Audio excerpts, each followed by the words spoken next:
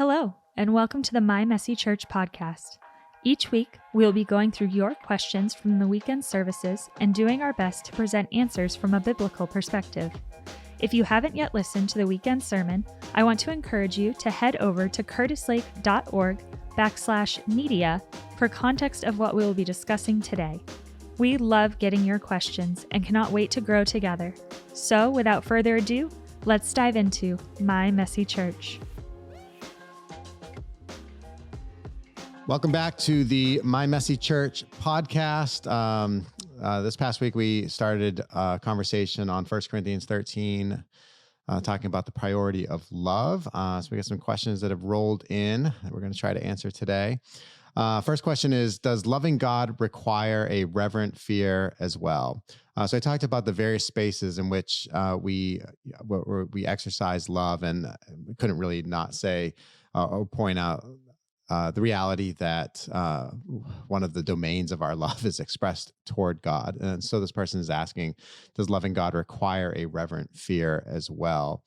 I don't know really exactly what's behind that. I think that when it comes to our relationship with God, that what corresponds in that relationship is something that we might describe as reverent fear, right? And so this is not I need to be scared of God kind of fear, but more probably the stress on reverence. That is a proper understanding of both who God is and who we are in relationship to him, right? And that creates a certain degree of reverence. I would say that when it comes to our expressions of love, fear is probably not the first word that we would use in describing the way that we are with one another. Again, because when we think of fear, we think of being scared, but there's a broader kind of meaning to the word fear. So when it comes to our relationship with God, I'd say that the fear that we would describe is really assigning to God the proper weight that is due to who he is as God, right? Like the reason why I live with a degree of reverence and fear for God is because of the weight that I ultimately assign to him in my understanding of both who he is and who I am in relationship to him. But I think we do that in our human relationships as well. That part of the reason why real expressions of doing love, right? We talked about how love is not a feeling, but love is an action. It's something that we do. It's something that we express. Part of I think the basis for why we act in a loving way toward another person is because of the same idea, different but similar in that, you know, what I ascribe a certain weight to this other person. When I demonstrate love to this other person, like what I'm essentially saying is that this is a person whose humanity deserves my reverence, and so my love, however my love is being expressed toward that person, whether it's through, you know, some particular act of service or self-sacrifice or forgiveness or whatever, that is done with the understanding of who that person is and who I am in relationship to that person, the same way with God. So yeah, I mean, I think, again, it sounds a little weird to talk about something like fear when it comes to our relationships with one another and with God, as it pertains to love. But when we think of fear as the weight or the importance or the substance that we assign to another being, then I think it can make a lot of sense. All right, next question is, how has culture influenced our understanding of God's love? So first of all, just affirm that, yeah, I mean, culture is always going to influence the people living within that culture when it comes to matters of love. And I think in particular, when we think about our culture, I mean, I suppose you can go in a number of different ways with this. Certainly, just right off the top of my head, I think I would, for those that would claim to believe in some being called God, there does seem to be a certain kind of very narrow definition of what that God, who is this being who is full of love, like what does that actually mean? Sometimes to the point where it I think dismisses a very whole view of love. Now, we know from Scripture, as Christians, we believe undoubtedly that God is love, right? That God, he is in every way the fullness of anything like what love can possibly mean.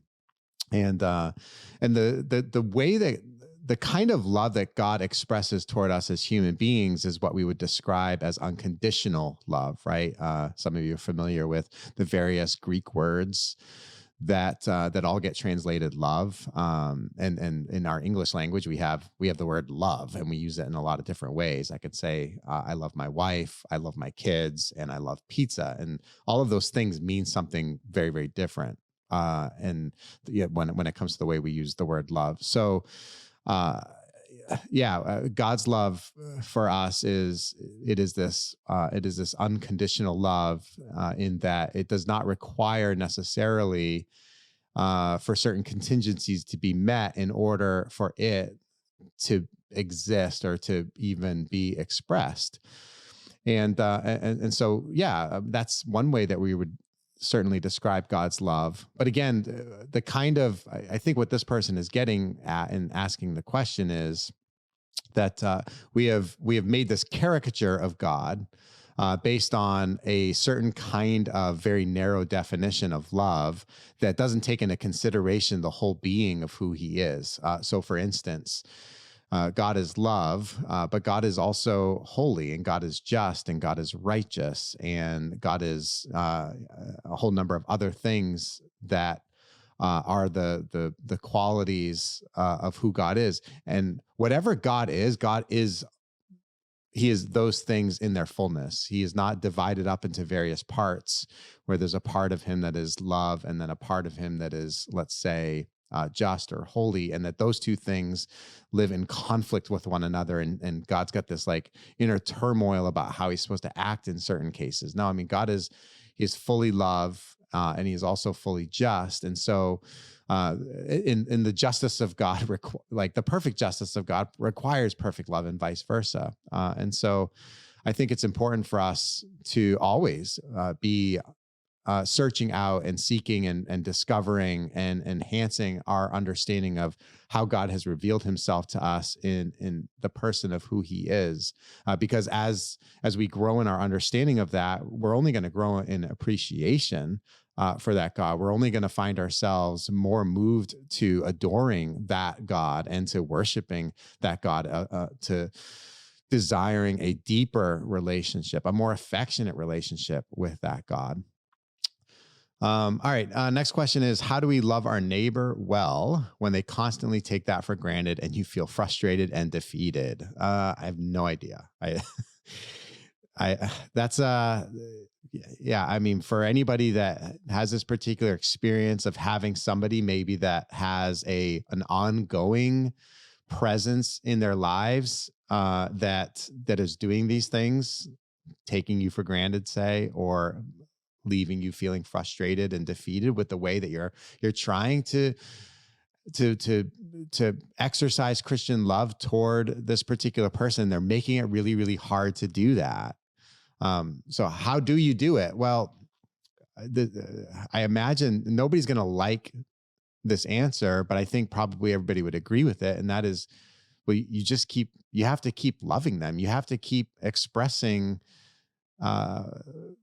real Christian charity or love toward that person, regardless. Like, again, if the kind of love that we're seeking to exercise corresponds to the kind of love that God has for us. Remember, I said that God's love for us doesn't have any contingencies. It doesn't require anything on our part in order for God to have that love or to express that love, right? The Bible tells us that while we were in the worst of states, while we were sinners, while we were completely apart from God with absolutely no redemptive possibilities whatsoever within ourselves, in that state, God, he died for us, right? He gave his son for us. He gave himself for us.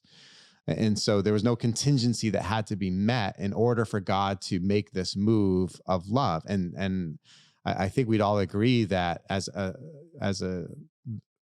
the human race over many generations, we've done nothing but frustrated God. And I mean, if God could feel defeated, which, I mean, God can't feel defeated, but like if he could feel that capacity for being defeated in the way that we do, we've given him plenty of reason to not have any real faith or resolve to try to fix us and make us into what he wants us to be. But his love, it just continues to pursue us again and again and again.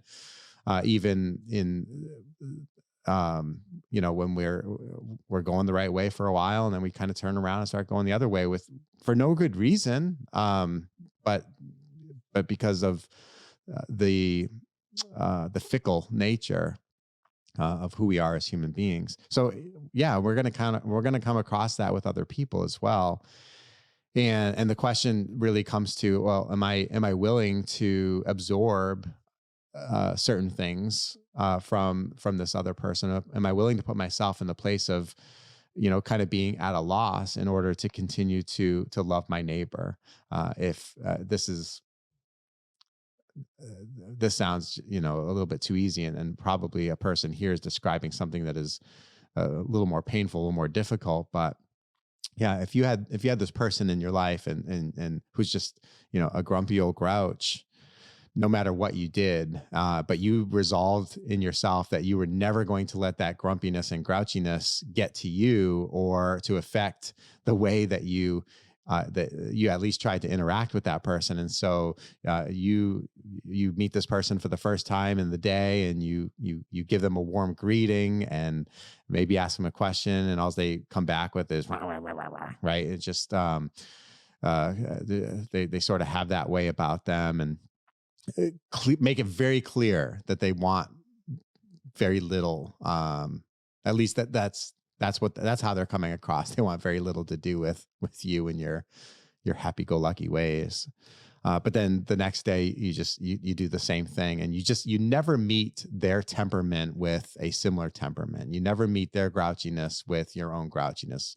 You never respond to that person's treatment of you with, why do you always have to act like, and call them out on it? But you just sort of resolve to be kind, to be warm, to be affectionate, and then, and you move on without necessarily berating the person. Who knows what effect that is having, and what effect it might ultimately have in changing the way that this person expresses themselves around you and someone else. I mean, who knows what that person has walked through to make them that way. Clearly there's been something that has really formed in that person, this very deep and entrenched kind of personality or way of interacting with others that obviously it's not good, it's not healthy, and there's nothing beautiful about it. But you can't control that. All you can do is control how you're coming across, kind of from your side of things. So how do you love your neighbor well? Well, it's not develop better feelings of love toward that person. It's not about like trying to find it in yourself to feel more warmly about that person. It really is about, well, what do you do? How do you act? How do you express in an outward way, your love or lack of love for that person? Next question is, how can the use of a spiritual gift lead to confusion and lead people away from God? Yeah, we talk about spiritual gifts, right? Like throughout this section of scripture that we're studying, the fact that God has given gifts to us as people who are filled with his spirit and now have the ability to express God's work in the world through the various ways in which he uses us. How can that lead to confusion, lead people away from God? Well, it happens through the abuse of any one of those gifts, right? There may be any number of things that we have the ability to do, whether it is what we might describe as a really, really strong kind of talent, or even something that smacks of something a little more phenomenal or supernatural. There's no reason why any of those things in our lives can't be abused, or they can't be ultimately lived out in some excess that ultimately in the case of some gifts, creates confusion within the body of Christ, or in other cases, just outright leads people away from God. Unfortunately, we hear all kinds of stories about how people who have had very, very influential places within the church, let's say, have obviously for a period of time expressed incredible gifts, and like from the outside looking in, we'd say, wow, God has really used this person who's, really a vessel or an instrument of God, has used this person in some pretty marvelous ways and helped a lot of people turn to God or turn more closely to God. And then at some point, everything goes wrong, and like all of a sudden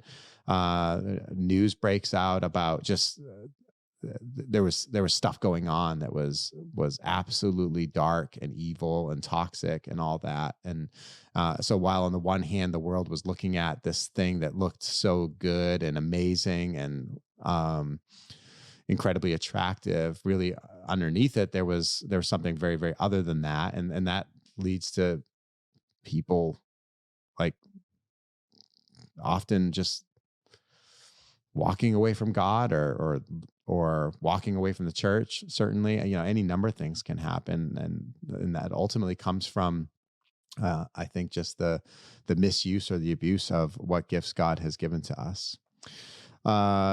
Next question is Paul. He said, is he or Paul talking of brotherly love or godly love in 1 Corinthians 13? So the word love here is going to correspond to that unconditional love that we kind of talked about. Like I said, there's multiple ways in the Greek language that love is expressed. I'm sure this happens in a lot of other languages where they have different words that mean different kinds of things. And like in the English language, we have this word love, and then maybe we have to modify it with some particular adjective. And so like this person, even in the question, says brotherly love.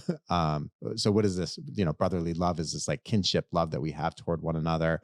Godly love would be that unconditional love that God, first of all, gives us the prime example of, and then calls us to live out that kind of love toward other people as well. There's erotic love, again, just like modifying this word love to describe something like the romantic or sexual or erotic love that a person might feel toward another.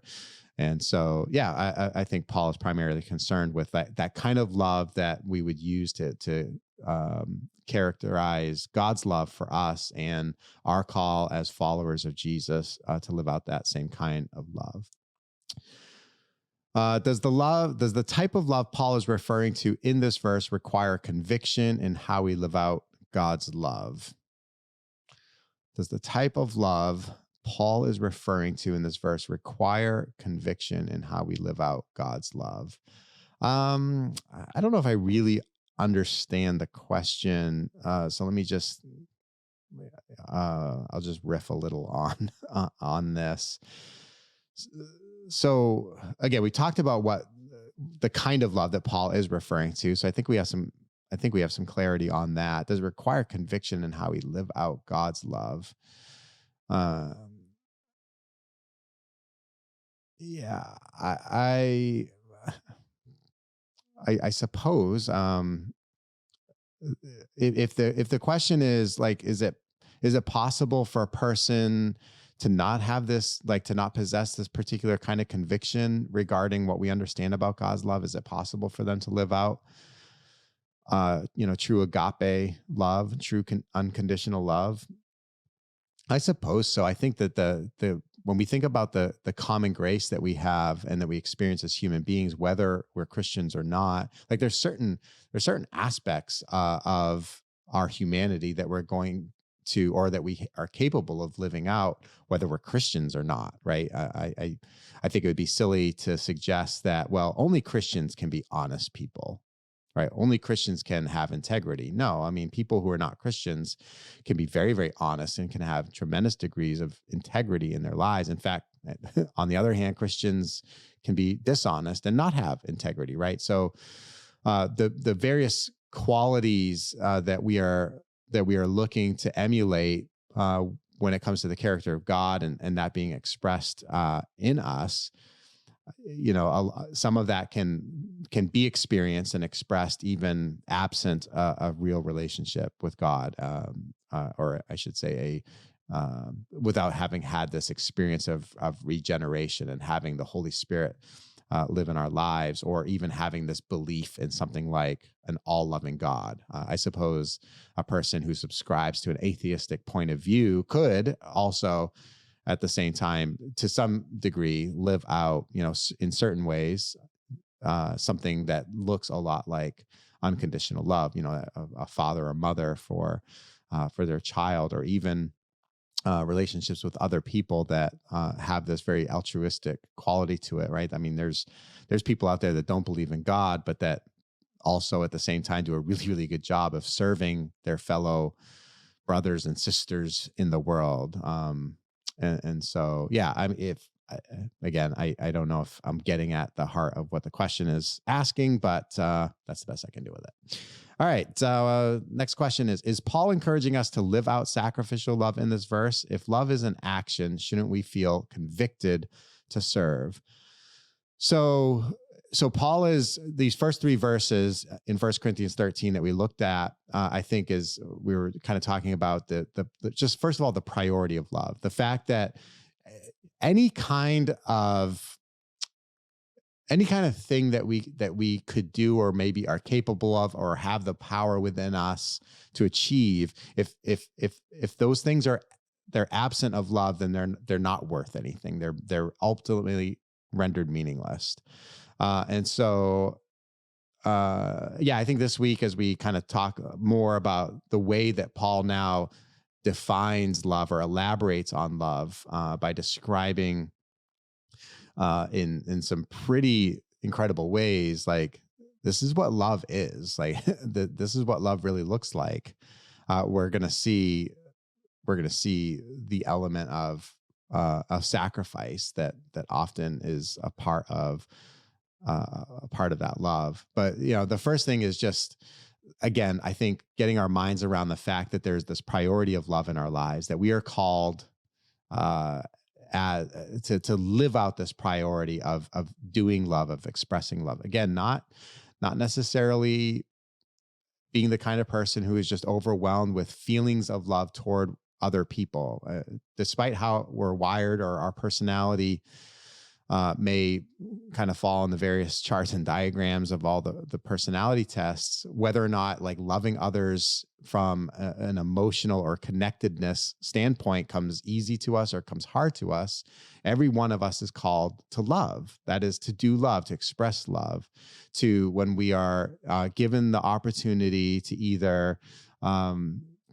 to ignore what love requires, or to fulfill what love requires. Like, as Christians, we're called to fulfill, we're called to act and to do, not to just, let what love requires go unfilled, as if we're just disinterested in that. So shouldn't we feel convicted to serve? Yeah. I mean, serving one another is going to really, I think, kind of get to the heart of so much of what it means to actually love another person in a lot of different ways. I think we could use something like serving to describe that, the way that love is ultimately manifested or expressed.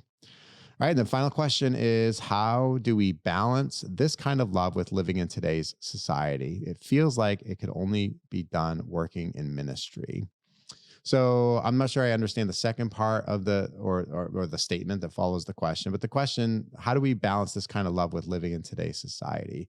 I imagine this person is asking, again, something kind of like the question we answered a little earlier.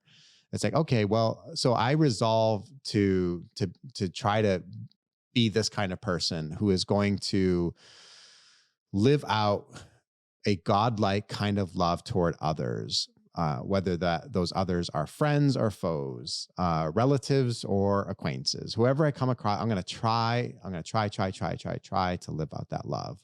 Right. But then I look around and I am overwhelmed at the reality of who I am actually encountering in society, in this world, or or that I constantly find myself just very much at odds with maybe the way I perceive that society is thinking, or the way that I perceive that society may be moving, and I'm in disagreement with one of those things. Um, or yeah, or there may be ways that when you say balance this kind of love, it sort of talks about like, well, what if I go too far with my love? And yeah, I think that again, love, like real love. One of the things that I had mentioned on Sunday that I was trying to make a point of is that love always seeks the good of the other person. I gave an example for how that how love is expressed is it's contextual, right? I use the example of your kid has a hard day, and so you you cancel everything on your calendar and you take your kid out for ice cream, right? So that you can sit with your child. That's an expression of love, that you've put that child's experiences and feelings in the moment as being more important than all the other things that you had planned to do, right? And so that can be an expression of love. But if your kid is demanding ice cream in place of dinner and starts throwing a temper tantrum when you don't give them the ice cream, then it's not a loving thing to do, to open up the freezer and cave in to their demands, right? Like that's just yeah, I don't know what you would call that necessarily, but love is probably not the right word for it. And so yeah, I think there's always we talked about how we need things like wisdom and discernment and compassion and understanding and empathy and like all these other tools that help us to answer the question, what does it mean for me to seek out this person's greatest good in this moment? In doing that, how do I actually express real meaningful love toward that person? Like, so for instance, God's love for us doesn't mean that he gives us everything we want all the time, right? So if you're thinking about God tempering his love, if I could use that kind of language, which is more the way we would apply love to ourselves, or God needing to, all right, so God is just, he's madly in love with us as human beings. We are the apple of his eye, the great affection of all of his creation, right? And so like, it's in God's heart to want to give us everything that we could possibly want. Well, that kind of idea would need to be balanced with the reality that a lot of times I want things that are not good for me, or I want things that will actually hurt and harm me. And so if God actually loved me, the last thing that he wants to do is to just give into all of the demands that I have for him. A lot of us have seen the movie with Jim Carrey. What's that movie I'm thinking of where he answers all the prayer requests? Bruce Almighty, is that it? Yeah, Bruce Almighty, right? So God gives this human being the ability to sort of take the place of God for a little bit, and so he checks his email, right? And all these prayer requests come flying through from all over the world, and he just hits yes, yes, yes, yes, yes, yes, yes, and then all of a sudden the world is in utter chaos, right? People's lives are in utter chaos, because that's what would happen if God actually gave us everything that we wanted. So yeah, there's, again, when we use the word love, we don't mean like there's this very simple, okay, well, here's what somebody wants, and so I'm going to do that because that's what love is. Well, that might not be the case, right? Or we're finding in our world today that that love is being defined as and oftentimes just kind of affirming somebody's ideas or beliefs. And if those ideas or beliefs don't actually align with reality, then is the loving thing to do to just to pander to what that person thinks is real? Well, probably not, right? There's probably a different way that love is going to be expressed. It's also not going to be expressed by, beating that person over the head with your truth in an angry and practically violent way, because they just need to believe like you believe, right? Love is going to have a very certain way in its interaction with other people without any expectation for that necessarily being reciprocated, right? Real love is going to be willing to do the right thing, to say the right thing, and kind of live with the results as they may be.